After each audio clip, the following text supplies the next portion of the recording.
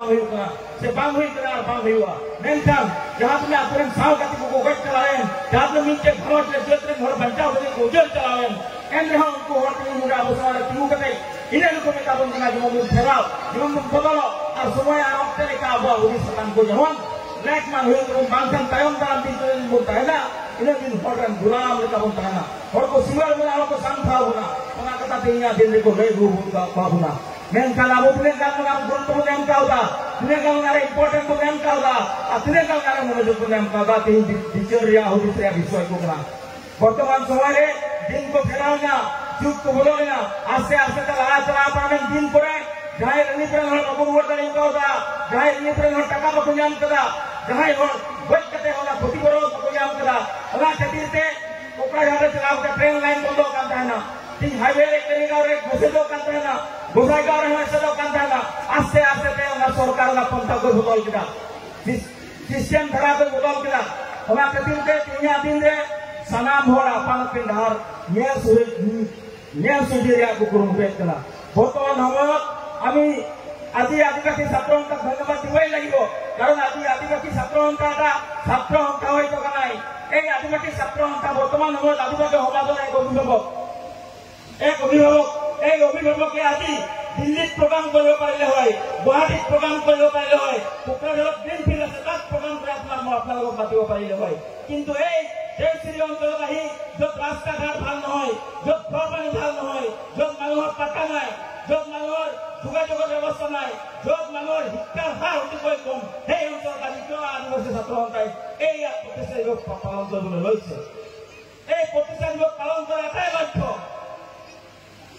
এই প্ৰতিষ্ঠা দিৱস দেওশ্ৰী অঞ্চলত অনুষ্ঠিত কৰা এটাই লক্ষ্য যে দেওশ্ৰী অঞ্চলৰ নিচিনা এটা ক্ষুদ্ৰ অঞ্চলত য'ত মানুহে নিজৰ অধিকাৰৰ কথা নাজানে, য'ত জনগোষ্ঠীটোৱে ৰাস্তা ঘাটৰ উন্নয়নৰ কথা ক'ত কাম কৰিব লাগে তাৰ বিষয়ে নাজানে, খোৱা পানীৰ ব্যৱস্থা নাই, শিক্ষাৰ হাৰ অতিকৈ নিম্নতৰ, সেই অঞ্চলত যাতে শিক্ষাৰ পোহৰ পায় আৰু সেই অঞ্চলৰ মানুহে যাতে সাহস পায় নিজৰ অধিকাৰৰ কথাখিনি, নিজৰ প্ৰাপ্যৰ কথাখিনি, এই নিজৰ ৰাস্তা ঘাটৰ কথাখিনি, নিজৰ সাংবিধানিক অধিকাৰৰ কথাখিনি তথা এই বনাঞ্চলক যিসকলে বসবাস কৰে ৭৫ বছৰ উকলি যোৱাৰ পিছত এই বনাঞ্চলত ভূমিৰ পাত্তা যে আমাক প্ৰদান কৰা নাই, সেই কথাখিনি আপোনালোকৰ বেটা বেটিয়ে, আপোনালোকৰ ল'ৰা ছোৱালীয়ে নিজৰ মুখেৰে যাতে ক'ব পৰা সাহস দিব পৰা এটা ক্ষমতা আমাক দিবলৈ আহিছে আদিবাসী ছাত্ৰ সন্থা।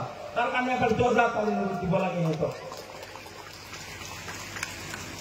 এই আদিবাসী ছাত্ৰ সন্থা অকল ছাত্ৰ ছাত্ৰীসকলৰ কাৰণে, যুৱ প্ৰজন্মৰ কাৰণে কাম কৰি থকা নাই।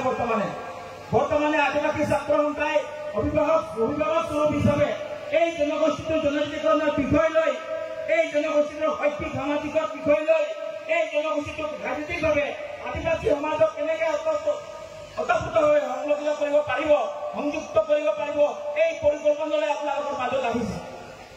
আমি আজিৰ দিনত অনুভৱ কৰা উচিত যে অসমৰ আদিবাসী নিজকে আমি আদিবাসী বুলি কওঁ, কিন্তু এই আদিবাসীসকলে আজিৰ আদিবাসী তথা জনজাতিকৰণৰ ভোগ বা সুবিধা কিমানখিনি পাইছে আমি উপলব্ধি কৰিব লাগিব। এই বৃহত্তৰ ১ কোটি আদিবাসীসকলক নেতৃত্ব দিবৰ কাৰণে প্ৰথমীয়া বিমল মহাশয়ে কৈ আছিলে যে ৩০জন কমিটিত থাকে আৰু সেই ৩০জনৰ পৰা ৮জনে সামাজিক মাধ্যমত আমাৰ কাম কৰে। আমি চিন্তাৰ কৰা বিষয় আহি পৰিছে, আমি নিশ্চয়কৈ চিন্তা কৰিব লাগিব। এই ১০০ কোটি আদিবাসী সমাজৰ কাৰণে ৮জনে উপযুক্ত নহয়। তাৰ কাৰণে আজি আদিবাসী ছাত্ৰ সন্থা ইয়াত উপস্থিত হোৱাৰ একমাত্ৰ কাৰণ হ'ল আমি আজি ডাকিছো, ইয়াত যিসকলে বহি আছে ইয়াত কোনো কাৰো গোলাম নহয়, আৰু আমি আহি আপোনালোকক ক'ব বিচাৰিছো যে আপোনালোকে আপোনালোকৰ নিজৰ নিজৰ ল'ৰা ছোৱালীক শৈক্ষিক দিশত আগবঢ়াই লৈ আহক। শৈক্ষিক দিশত যেতিয়ালৈকে আপোনালোকে আগবঢ়াই লৈ নাহিব তেতিয়ালৈকে আপোনালোকে জাতিটোৰ গৌৰৱ বুজি নাপাব, জাতিটোৰ স্বাভিমান বুজি নাপাব, জাতিটোৰ অস্তিত্ব বুজি নাপাব। আৰু জাতিটোৰ স্বাভিমান, অস্তিত্ব আৰু ভৱিষ্যত যদি বুজিব লগা দৰকাৰ হয় তেতিয়াহ'লে আপোনালোকৰ ল'ৰা ছোৱালীয়ে যিটো ১২ বছৰ বয়সত, যিটো ১৫ বছৰ বয়সত, যিটো ১৬ বছৰ বয়সত আপুনি বহিৰাজ্যত লৈ গৈ কাম কৰাইছে, সেই ল'ৰা ছোৱালীক আপোনালোকে ১৮ বছৰলৈকে, ১৪ বছৰলৈকে, ১৬ বছৰলৈকে স্কুলঘৰত বন্ধকত ৰাখক। মই আপোনালোকক কথা দিছো ৬০ বছৰলৈকে কাৰো গোলাম নহ'ব আপোনালোকৰ ল'ৰা ছোৱালী। ৬০ বছৰলৈকে কাৰো গোলাম নহয়। আমি বিশেষকে এই অঞ্চলত আমি অকল উপভোগ কৰিব বিচাৰো, এই মোবাইলৰ নাচ গান চাই উপভোগ কৰিব বিচাৰো।